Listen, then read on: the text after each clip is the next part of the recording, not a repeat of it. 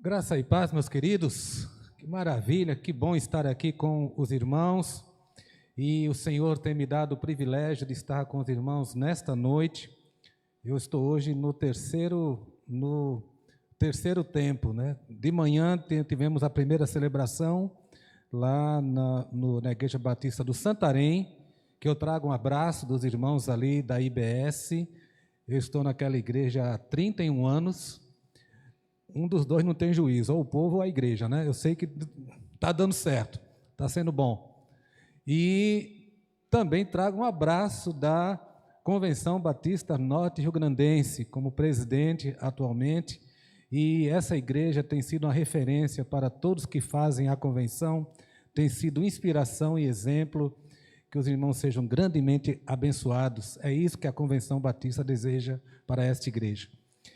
E eu tive uma segunda jornada à tarde. Eu cheguei aqui, eu preguei agora à tarde, de 16 horas, na Igreja Batista Planalto.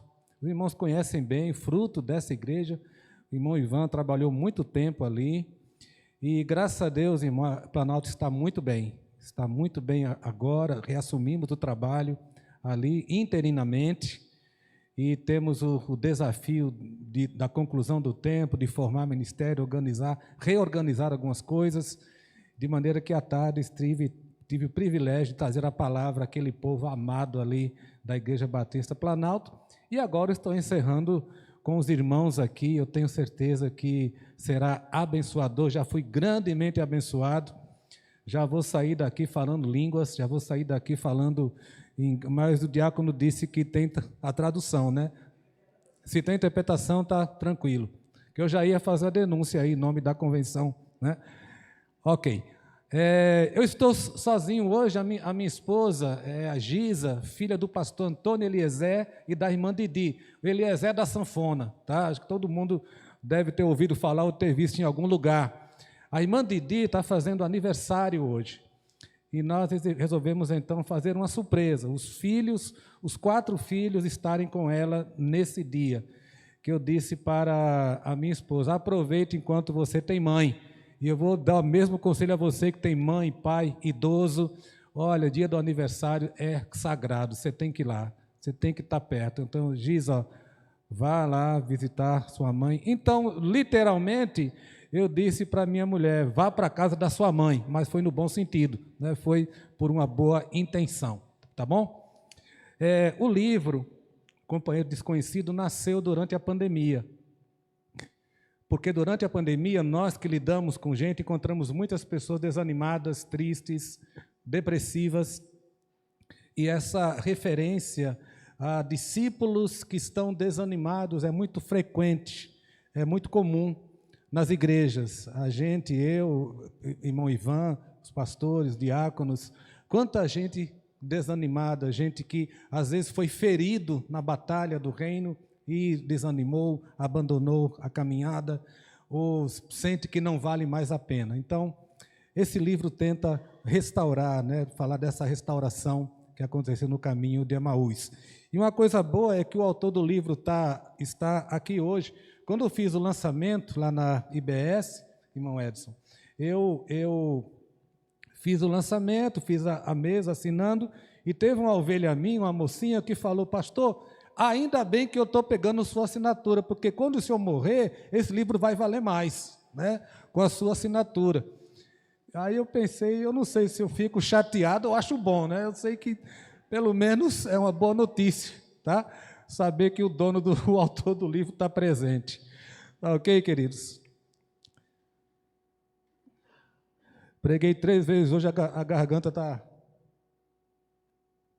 Ainda dei aula na escola bíblica de manhã. Gente, eu vou ler o texto no qual basearei a nossa reflexão de hoje. Atos, capítulo 7, a partir do versículo 54, e depois eu vou louvar ao Senhor com um hino. Atos 7, a partir do versículo 54. Ouvindo isso, ficaram furiosos e rangeram os dentes contra ele. Mas Estevão, cheio do Espírito Santo, levantou os olhos para o céu e viu a glória de Deus, e Jesus em pé, à direita de Deus, e disse: Vejo os céus abertos e o Filho do Homem em pé, à direita de Deus. Mas eles taparam os ouvidos e, dando fortes gritos, lançaram-se todos juntos contra ele, arrastaram-no para fora da cidade e começaram a apedrejá-lo. As testemunhas deixaram seu manto aos pés de um jovem chamado Saulo. Enquanto apedrejavam Estevão, este orava: Senhor Jesus, recebe meu espírito. Então caiu de joelhos e bradou: Senhor, não os considere culpados deste pecado. E tendo dito isto, adormeceu. Pai querido, que a Tua palavra encontre lugar especial em nossos corações nesta noite. Dá-me a sabedoria para encontrar os raciocínios, as ideias, os conceitos que sejam essenciais para o Teu povo aqui. Eu te peço no nome de Jesus. Amém.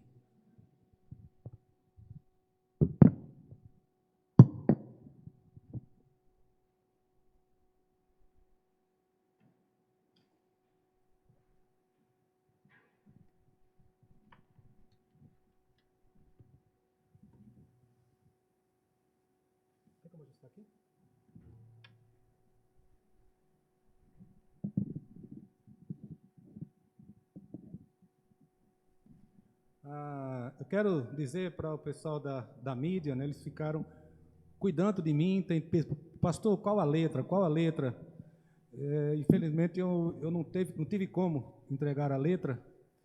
É um hino antigo, esse hino meu avô cantava para mim. Quantos avós eu tenho aqui hoje? Quantos avós? Quem é avô?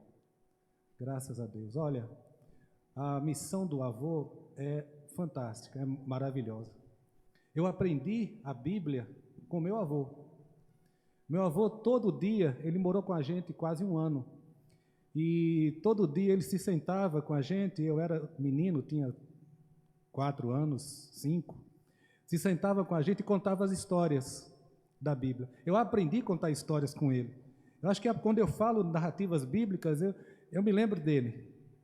Todas as histórias. De maneira que o meu avô, ele teve assim uma participação tremenda na minha formação espiritual. Esse é um ministério que os avós têm. E eu louvo a Deus por sua vida, que é avô, que é avó, que você possa cumprir isso na sua vida. E esse hino que eu vou cantar, eu aprendi com ele. E eu vou fazer um esforço para não chorar, que cada vez que eu canto eu me lembro daquelas noites frias lá em São Paulo, no inverno de São Paulo, ali, mês de junho. E meu avô contando a história, a gente tudo engorujado debaixo dos cobertores na sala. E meu avô pegava o violão e cantava esse hino.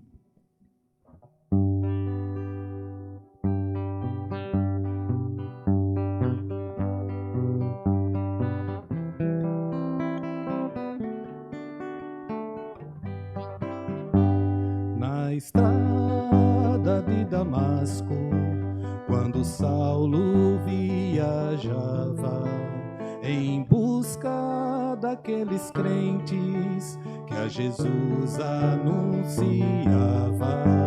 mas eis que de repente um clarão do céu lhe vem, uma voz que lhe dizia: eu sou Jesus e te quero bem.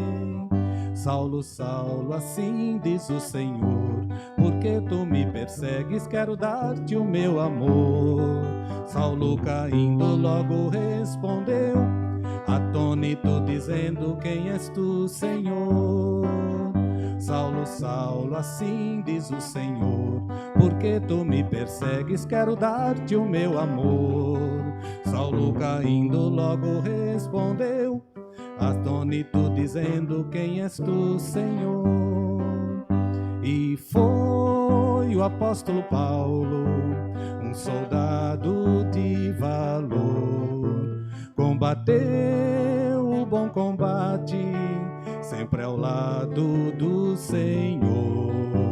Levou açoites, e chegou a dizer até: acabei minha carreira e guardei a minha fé. Saulo, Saulo, assim diz o Senhor, porque tu me persegues, quero dar-te o meu amor. Saulo, caindo, logo respondeu, atônito, dizendo: quem és tu, Senhor? Saulo, Saulo, assim diz o Senhor, porque tu me persegues, quero dar-te o meu amor. Saulo, caindo, logo respondeu, atônito, dizendo: quem és tu, Senhor?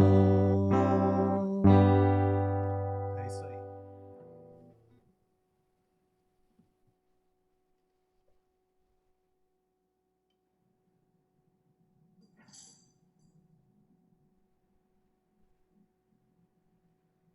Chega, Ruth, quando eu voltar.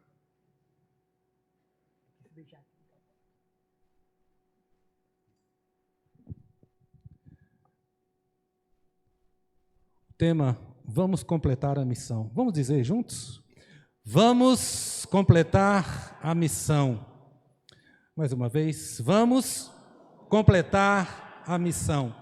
Eu queria falar sobre 3 coisas relacionadas à missão. E, aliás, antes de falar sobre a missão, é bom a gente pensar como essa missão será completada. De que maneira essa missão se relaciona com a minha vida? Como essa missão será completada? Existem 2 dimensões do cumprimento dessa missão. O irmão disse muito bem. A primeira dimensão, orar pelo mundo. Orar pelas pessoas que estão em outros países, em outras cidades. Entender que essa missão envolve o mundo, um projeto de Deus para toda a humanidade. Não apenas para o nosso bairro, não apenas para a nossa vizinhança. É uma missão que transcende as nossas fronteiras. Primeira dimensão que eu vejo do cumprimento dessa missão é entender esse vasto mundo, esse mundo enorme. Agora mesmo, falando ali aos irmãos em Planalto, os irmãos que conhecem ali, a situação é muito difícil. São só os pilares, não tem paredes. Os pilares e a cobertura, aliás, nós agradecemos a Deus o esforço dos irmãos pelaquela estrutura maravilhosa, muito boa. Eu chego lá, está aqueles irmãos ali, 5 ou 6 bancos, irmãos ali debaixo do sol. E as paredes, não tem parede, é que nem a música lá do Vinícius de Moraes, uma casa sem paredes. Então não tinha paredes, não tem paredes. E aqueles irmãos ali olhando, eu tentei passar para eles uma realidade. Irmãos, nós estamos aqui, os irmãos acham que a situação aqui é precária, lá fora, nos outros países, é muito pior, que nem tempo eles podem ter. Mas eu quero que vocês vejam, dizendo para os irmãos ali, que os irmãos tenham a percepção clara de que nós somos muito mais do que isso aqui. O povo de Deus está espalhado em toda a terra e tem feito maravilhas. E eu creio que um dia a glória do Senhor se manifestará em toda a terra como as águas cobrem o mar. Eu creio nesse dia. Essa é a dimensão mundial, universal da missão. Mas tem outra dimensão, cumprimento da missão. Não é mesmo o tema? Vamos? Tem a ver com você, a sua missão. O que é que você pode fazer? Meu avô foi diácono, falei sobre ele aqui agora, foi diácono na Igreja Batista de Jaboatão. Foi regente do coral. Meu avô era músico. A herança musical vem do meu avô. Edson, meu avô era regente do coral no tempo que não existia luz elétrica na cidade dele. Não existia Xerox. E ele copiava à mão as partituras de cada voz do coral, à luz de lamparina. Meu avô tinha uma escrita musical perfeita. Aliás, está caindo no desuso agora, o pessoal não está mais escrevendo, o computador faz tudo. Meu avô tinha uma escrita musical perfeita, ele dizia, não, os meus coristas tem que conhecer as notas. E ele copiava todas. Ele tocava clarinete. E ele ensinava os netos. Ele estudava a palavra de Deus, escola bíblica, todo dia. Ele lia a lição da EBD todo dia. Eu lembro dele sentado num banco lá em frente à minha casa, lendo a revista da EBD em voz alta. Aquele negócio bem antigo.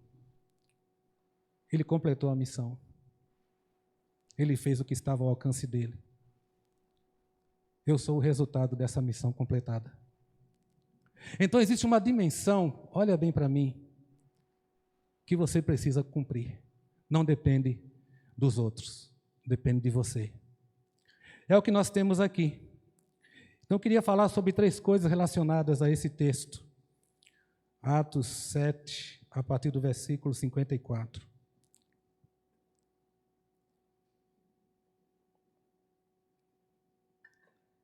Quero falar sobre a razão da missão, quero falar sobre o preço da missão e o resultado da missão. A razão da missão começa aqui no versículo 54. Ouvindo isso, ficaram furiosos e rangeram os dentes contra ele.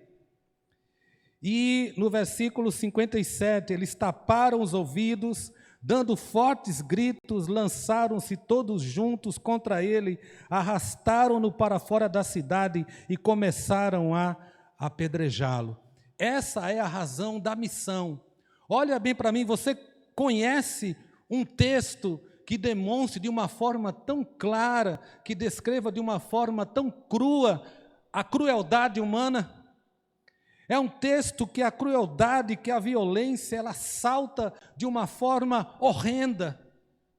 É um texto que nos deixa estarrecidos, as expressões. Eu estava vendo lá no texto, no original, eles ficaram furiosos, eles ficaram como que quebrados, rasgados por dentro. Eles expressavam uma fúria que vinha de dentro, não era somente aquela raiva superficial. Eles expressaram uma raiva que vinha de dentro e eles trincavam os dentes, rangeram os dentes.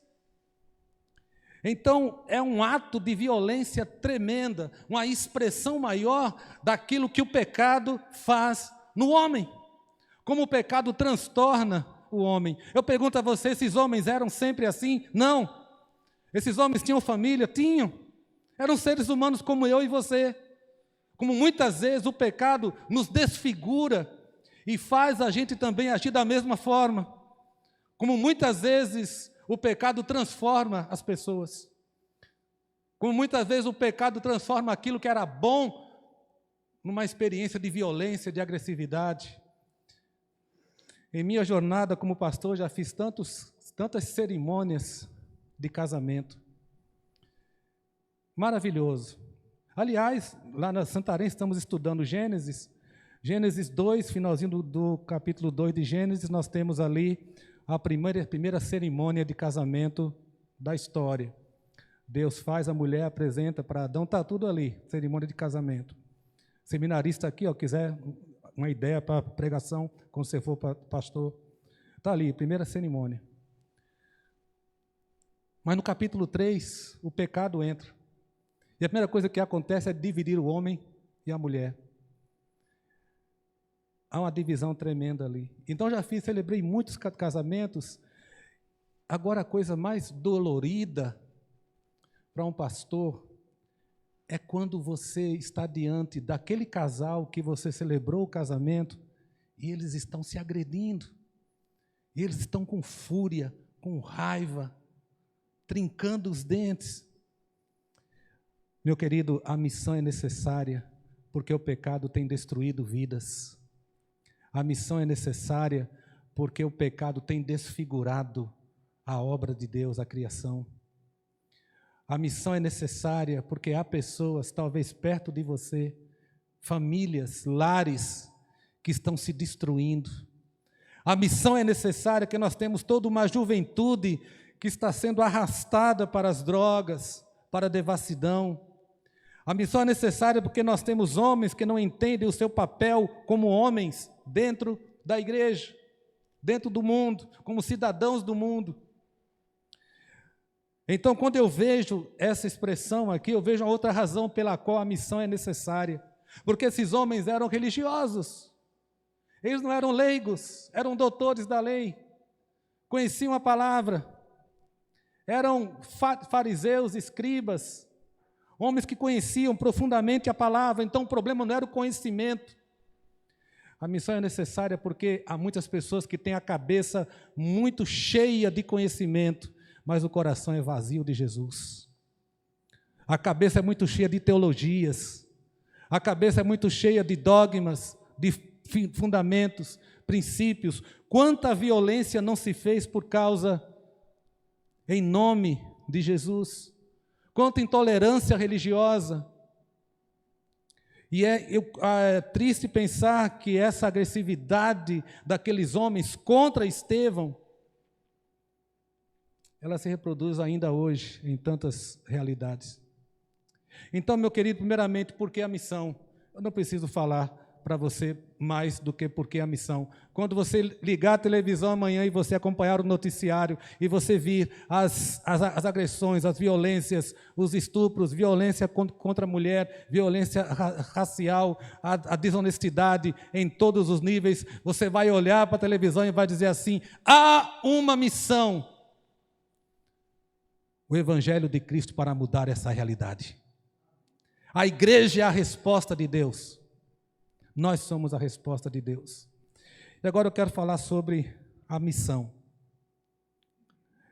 Às vezes eu encontro jovens que me procuram pela minha função de estar no seminário. Eu estou no ensino teológico há 31 anos. Comecei aqui, no STEM. Eu fui reitor do STEM durante 2 anos. Deve ter algum ex-aluno meu por aqui, desculpa aí, né, aquele tempo. Estava começando, eu fico, meu Deus, como é que eles me aguentavam como professor? E alguns jovens me procuram: pastor, eu quero fazer missões, quero ir para missões. Eu quero ir para a África, eu quero ir para a Europa, quero fazer a missão. Aí eu digo para eles: você quer fazer a missão? A missão começa aqui. Porque a missão não é poesia. A missão não é romance. A missão é desafio. A missão é enfrentar leões. E é interessante que, para Estevão, a missão começou, você sabe aonde? Na igreja, local. Estevão foi um dos 7 escolhidos para resolver um problema interno na igreja. Elegeram 7. 3 deles que eu me lembro agora aqui: Barnabé, Estevão e Felipe. Então, esses homens foram escolhidos. Estevão foi um dos escolhidos para resolver um problema interno. Então, minha resposta para você que quer fazer missão: a missão começa aqui dentro. A missão começa nas mínimas coisas. Às vezes eu encontro jovens que querem evangelizar o mundo, querem entrar pelas selvas, proclamando o reino de Deus, no meio das selvas, no meio das matas, nas montanhas do Himalaia, né, no pico do Everest. Não sei como evangelizar no pico do Everest, mas quer evangelizar no pico do Everest, para todo canto. Irmão, sabe onde é que começa a missão? Quando a irmã que lavou o banheiro, o trabalho que ela fez foi muito bom, mas sujou de novo. Vai ali limpar o banheiro. A missão começa quando a irmã que faz o cafezinho, já acabou o café. Eu vou fazer o cafezinho. A missão começa quando eu faço o meu melhor na igreja local. Impossível ser um missionário longe, brilhar longe, se eu não consigo brilhar aqui dentro. E Estevão brilhou dentro da igreja, atendeu pessoas, ouviu pessoas, acompanhou pessoas, deu oferta para pessoas, foi aquele braço forte, fortalecendo pessoas. Esse trabalho que o diácono Ivan falou, de discipular, de sentar com a pessoa: você está lendo a Bíblia, você está estudando, você está crescendo, você está vencendo o pecado. Meu querido, essa missão é minha e é sua. E começa aqui. Mas Estevão, ele começou na igreja, depois ele foi para a rua. Diz a palavra de Deus que Estevão, capítulo 6, Estevão, homem cheio de graça e do poder de Deus, realizava grandes maravilhas e sinais entre o povo. Ele não ficou só na igreja, lá fora as pessoas viam algo especial nesse homem. Então você começa a brilhar aqui, você começa a brilhar onde você vai. Na escola, no trabalho, na vizinhança, as pessoas que chegam perto de você, as pessoas que moram perto de você. Eu soube a história de um pastor que antes de visitar determinado irmão, ele ia para a casa do irmão, o que é que ele fazia? Visitava o vizinho. Batia palma, procurava o vizinho daquele irmão. Quem mora aqui do lado? É um homem, é um Ivan, é crente aí, é mesmo. Como é que ele é? É gente boa? É tranquilo? E meus irmãos, esse pastor ouvia cada coisa do vizinho, daquele irmão que parecia Elias lá no Monte Horebe, na igreja. Quando chegava em casa, não sei nem que bicho que ele era.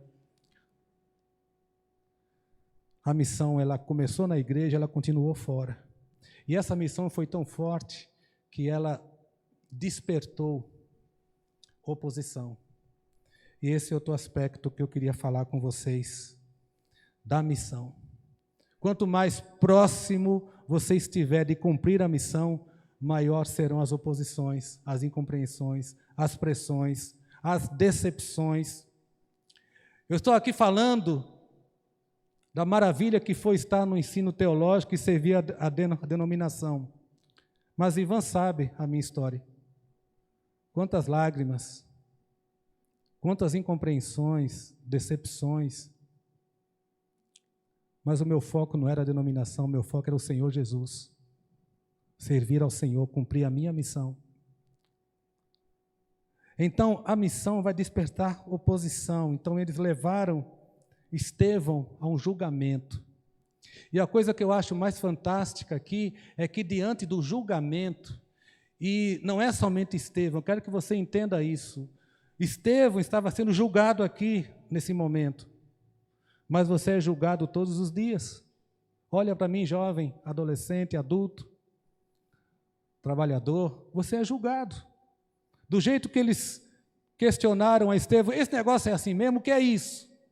E Estevão foi capaz de dar o seu testemunho aos opositores. No julgamento, ele cumpriu a missão. Eu tenho que cumprir a missão dentro da igreja. A missão tem a ver com cumprir fora da igreja. A missão tem a ver com cumpri-la diante do julgamento, das críticas, dos desafios à nossa fé. Esta é a missão. Qual o final da missão? Qual o resultado? Quando a gente cumpre a missão. É fantástico. Versículo 55, e é impressionante. Eu não sei vocês, mas eu me emociono quando eu leio a palavra. A palavra de Deus, para mim, não é só uma palavra morta, é uma palavra viva. E eu refletindo em casa, eu fui levado assim a um estado emocional. Quando eu comparei a fúria dos agressores e a serenidade de Estevão, colocando mais lenha na fogueira, colocando mais pedra na mão dos opositores. Ele diz assim: levantando os olhos para o céu, viu a glória de Deus e Jesus em pé à direita de Deus e disse: eu vejo os céus abertos e o Filho do Homem em pé à direita de Deus. As pessoas estão vindo para ele, olhando para ele, trincando os dentes, com raiva, com ódio. Aonde estavam os olhos de Estevão? Os olhos de Estevão estavam no céu. Eu estou vendo os céus abertos. Alguém pode chegar para você um dia com oposição, com raiva, tentando destruir a sua fé, destruir sua família, destruir seu lar, destruir seu casamento. Não olha para essa pessoa, não. Olha para os céus e veja Jesus assentado em pé ao lado do trono de Deus. Os olhos dele estavam no céu. Quando você tira os olhos do céu e olha para os agressores, você vai ver o agressor. Quando você olha para Deus, você vê o futuro, você vê o destino, você vê a soberania, você vê o trono, você vê quem está no poder. Esse é o primeiro grande resultado de cumprir a missão. Você tem uma visão de Deus. Infelizmente, a maioria dos crentes nunca vão ter essa visão. Eu digo com tristeza. Muitos crentes nunca terão essa visão, porque eles estão olhando para o povo, estão olhando para pessoas, estão olhando para os agressores, olhando para a situação, para isso, aquilo. Não estão com os olhos em Deus. E aí então, meu querido, qual o resultado dessa missão? Além de ter a visão de Deus, uma compreensão melhor sobre os agressores. E é interessante que nesse tempo,